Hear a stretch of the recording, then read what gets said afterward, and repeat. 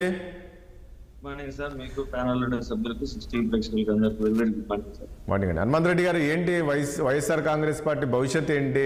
11 సీట్లకు పరిమితమైంది. దీంట్లో నేతలు వాళ్ళ రాజకీయ భవిష్యత్తు చూసుకొని పక్కచూపులు చూస్తున్నారా? నేను ఇంతకుముందు అన్నట్లు అందుకనే బీజేపీలోకి టచ్లోకి వెళ్ళారు రజనీ అనేది తెలుస్తుంది. విజయసాయి రెడ్డితో పాటు మరికొంతమంది వెళ్ళబోతున్నారనేది ఏంటి? వాళ్ళు సుతాగా వెళ్తున్నారా లేక Jaganmohan Reddy పంపిస్తున్నారా?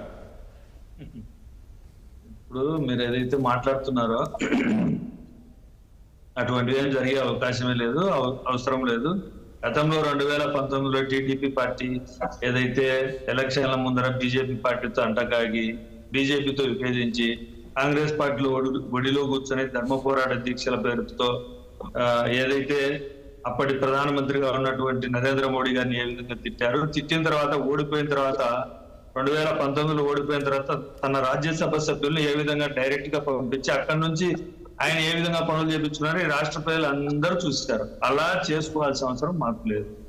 First of all ఒకటి, ఇందాక దీపక్ రెడ్డి గారు మాట్లాడితే ఏదో జైలుకి వెళ్తారు. మేము పోరాటాలతోనే రాజకీయ మా ప్రస్థానం ప్రారంభమైందే పోరాటాలతో. ఆ రోజు అధికారంలో ఉన్నటువంటి కాంగ్రెస్ పార్టీ అక్కడ కేంద్రంలో ఇక్కడ రాష్ట్రంలో అధికారంలో ఉన్న కాంగ్రెస్ పార్టీతో పోరాటం చేసే మేము ఈ స్థాయికి వచ్చాం. ఎస్, మీరు చెప్పిన అబద్ధాలు మీరు మా మీద అసత్య ప్రచారం చేశారో అవన్నీ ఏదో బాధుడు అన్నారు, లేకుంటే పెట్రోల్ బాధుడు అన్నారు. ఇవన్నీ మీరు అధికారంలోకి వచ్చారు, మీరు తగ్గిస్తారనే ప్రజలు నమ్మారు. మీరు ఇంటికి ప్రతి మహిళకు 1500 ఇస్తా ఉన్నారు, ఏదైతే పింఛన్ ఇస్తా ఉన్నారు, ఇవన్నీ ఇచ్చి ప్రజలను సంతృప్తిపరిచి మీరు అధికారంలో మీకు మంచి మ్యాండేట్ ఇచ్చారు. దేశాన్ని కూడా అంటే ప్రధానమంత్రి నరేంద్ర మోడీ గారిని కూడా భయపెట్టే విధంగా మీకు అధికారం ఇచ్చారు. వాళ్ళని కూడా నరేంద్ర మోడీ గారిని కూడా బెదిరించో లేకుంటే భయపెడతారో లేకుంటే రిక్వెస్ట్ చేస్తారో ఈ రాష్ట్రానికి ప్రత్యేక హోదా కూడా తీసుకొచ్చే పరిస్థితి మీ చేతుల్లో ఉంది. అవన్నీ తీసుకొని వచ్చి ఏదైనా రాష్ట్రానికి మంచి చేయాలని మీ ఆలోచన, మంచి దృక్పథం ఉంది. గతంలో మమ్మల్ని తిట్టారు, ఏ విధంగా మాట్లాడారు, అవన్నీ ఏదైతే ఇప్పుడు మాట్లాడుతున్నా కాగా హనుమంత్ రెడ్డి గారు, ఇప్పుడు పాయింట్ అది. ఇప్పుడు ఏంది పరిస్థితి? నిజమేనా ఇదంతా రాజకీయ విమర్శలేనా లేక కావాలని చేస్తున్నారా?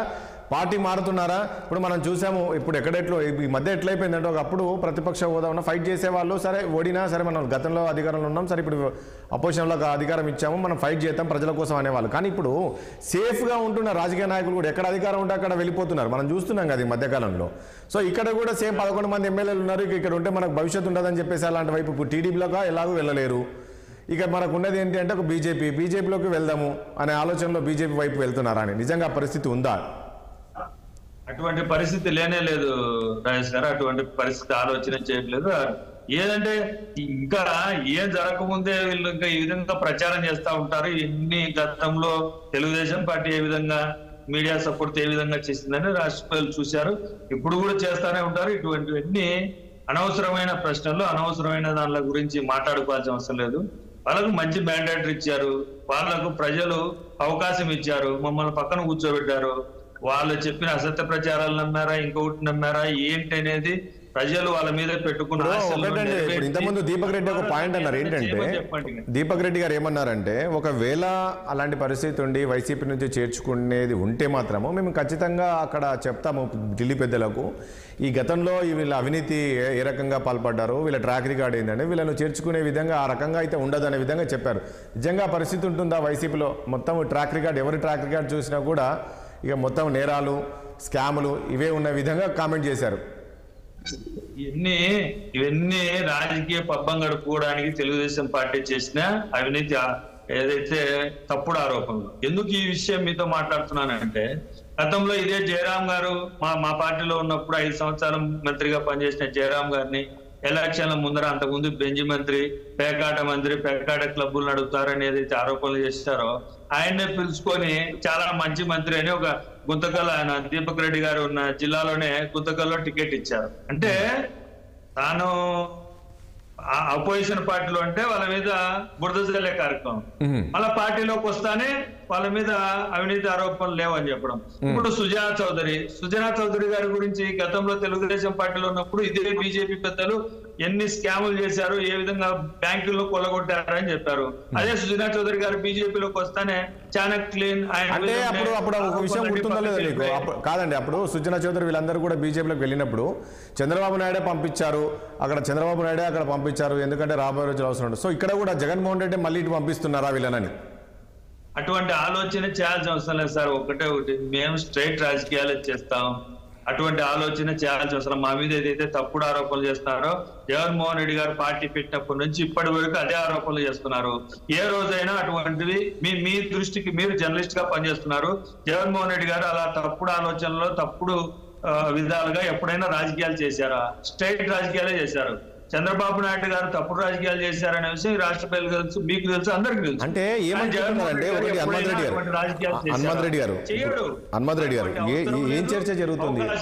హనుమంత్ రెడ్డి గారు ఏం చర్చ జరుగుతుందంటే జగన్మోహన్ రెడ్డి పైన కేసులు ఉన్నాయి, రేపు మళ్ళీ ఇక్కడ కూడా ఈ ప్రభుత్వము కొంత కేసులు పెట్టి వేధించే అవకాశం ఉంది. ఇప్పుడు మనం సేఫ్గా ఉండాలి అంటే బీజేపీ కరెక్ట్ మనకు. సో అందుకనే ఆయనకు కూడా సేఫ్ ఉండాలి కాబట్టి కేసుల్లో ఎదుర్కోకుండా ఇబ్బందులు పడొద్దంటే బీజేపీ సేఫ్ అనే విధంగా విజయసాయి రెడ్డితో చర్చలు జరుపుతున్నారు. ఇప్పటికే విజయసాయి రెడ్డి ఢిల్లీలో ఉన్నాడు, ఢిల్లీ పెద్దలకు టచ్లోకి వెళ్ళారనేదే ఈ వర్గంలో, ఈ రాజకీయ వర్గాల చర్చ 2 రోజులుగా మనం చూస్తూ ఉన్నాం. ఇప్పుడు ఒక్క నిమిషం సార్, జగన్మోహన్ రెడ్డి గారి మీద కేసులు ఉన్నాయి. ఈ కేసులు 2010లో ఆ రోజు కాంగ్రెస్ పార్టీ ఎదిరించినప్పుడు కేసులు పెట్టారు. దాని మీద కోర్టులో జరుగుతూ ఉన్నాయి. అది కూడా ఛార్జ్ షీట్ అయిపోయింది. దాని మీద కోర్టులో ఆల్రెడీ ఈడీ కేసులలో దాదాపు 13 కేసులు ఉంటాయి. 11 కేసులు ఈడీ కేసులు కొట్టివేయడం జరిగింది. 2 కేసుల్లో మాత్రమే ఈడీలో జరుగుతా ఉంది. ఈడీలోనే ఇది తప్పు జరగలేదని కేసులు కొట్టేసి దాదాపు అంత 180 కోట్లు 190 కోట్ల రూపాయలు మాత్రమే జరుగుతుంది. దాదాపు 1100 కోట్ల రూపాయల్లో 1150 కోట్ల రూపాయలు కేసులలో అసలు ఏం జరగలేదు అనే విషయం ఈడీనే కొట్టివేసింది. 2 కేసులు 180 కోట్ల రూపాయలు ఏదో జరుగుతా ఉంది. ఇప్పుడు కేసుల గురించి ఇంకొక దాని గురించి భయపడాల్సిన అవసరం మాకు లేనే లేదు. జగన్మోహన్ రెడ్డి గారికి కానీ వైఎస్ఆర్ కాంగ్రెస్ మేము నిజాయితీగా ఏదైతే 2,50,000 కోట్ల రూపాయలు ఏదైతే డీబీటీ ప్రజలకు అందించాం. ఒక్క నిమిషం మా మీద ఏదైతే అవినీతి ఆరోపణలు చేశారో, లేకుంటే ఇంకా ఏదైతే ఆరోపణలు చేశారో దాన్ని అన్నింటినీ కూడా వాళ్ళు కూలంకుషితంగా ఇది చేయలేదు. ఈ రాష్ట్రంలో మా మీద ఆరోపణలు చేసిందని 30,000 మంది అమ్మాయిలను ఏదో పవన్ కళ్యాణ్ గారు మాట్లాడినట్టే బీజేపీ కూడా కాదండి. హనుమంత్ రెడ్డి గారు సరే వెళ్ళే అవకాశం ఎవరు లేరు, వెళ్ళారండి. అవకాశం ఇచ్చారు పోరాట జగన్మోహన్ రెడ్డికి పోరాటాలు కొత్త కాదని మీరు అంటున్నారు. కానీ అక్కడ బీజేపీకి అవసరమో, బీజేపీ బలపడాలి. ఇప్పుడు ఆంధ్రప్రదేశ్లో ఇప్పుడిప్పుడే పుంజుకుంటుంది. ఖచ్చితంగా బీజేపీ బలపడాలంటే ఎవరెవరు బలమైన నాయకులు పార్టీలో చేరాలి. బీజేపీ బలపడాల్సిన అవసరం ఉంటే టీడీపీ పార్టీ ఉంది సార్. దానికి బీజేపీ బలపడడానికి కానీ బీజేపీకి ఎందుకు టీడీపీ పార్టీ ఏ విధంగా కలిసింది, గతంలో 2019 ఎలక్షన్ల ముందు ఎందుకు తిట్టారు, 2024 ఎలక్షన్లో ఒక జగన్మోహన్ రెడ్డి గారిని ఎదుర్కోలేక ఏ విధంగా కలిశారనే విషయం ఈ రాష్ట్ర ప్రజలకు తెలుసు. బీజేపీ బలోపేతానికి టీడీపీ సహకరిస్తుంది, వైఎస్ఆర్ కాంగ్రెస్ పార్టీ సహకరించాల్సిన అవసరం లేదు. వైఎస్ఆర్ కాంగ్రెస్ పార్టీ బీజేపీ అయినా టీడీపీ అయినా లేకుంటే ఇంకొక పార్టీ అయినా అన్ని పార్టీలతో పోరాటాలు చేస్తుంది, ప్రజల పక్షాన్ని నిలుస్తుంది అనే విషయం మీ ద్వారా తెలియజేస్తుంది. అనేది మా మీద ఏదైతే తప్పుడు ఆరోపణలు చేస్తున్నారో అవన్నీ తప్పుడు ఆరోపణలే. గతంలో 2009 నుంచి ముందు నుంచే జగన్మోహన్ రెడ్డి గారు రాజకీయాల్లోకి రాకముందు నుంచే ఈ విధమైన తప్పుడు ఆరోపణలు చేస్తా ఉన్నారు. అవన్నిటికీ కాలమే సమాధానం చెప్తుంది. ఇంతవరకు జరిగిన పరిణామాలు, జరగబోయే పరిణామాలే సమాధానం చెప్తారు. ఆంజనేయ రెడ్డి గారు, రాజేష్ గారు చెప్పండి. ఇప్పుడు నేనేమంటున్నా, హనుమంత్ రెడ్డి గారు ఏమంటారంటే మాకు అవసరమే లేదు, జగన్మోహన్ రెడ్డికి పోరాటాలు కొత్త. కానీ నేను ఇంతకుముందు బీజేపీ కూడా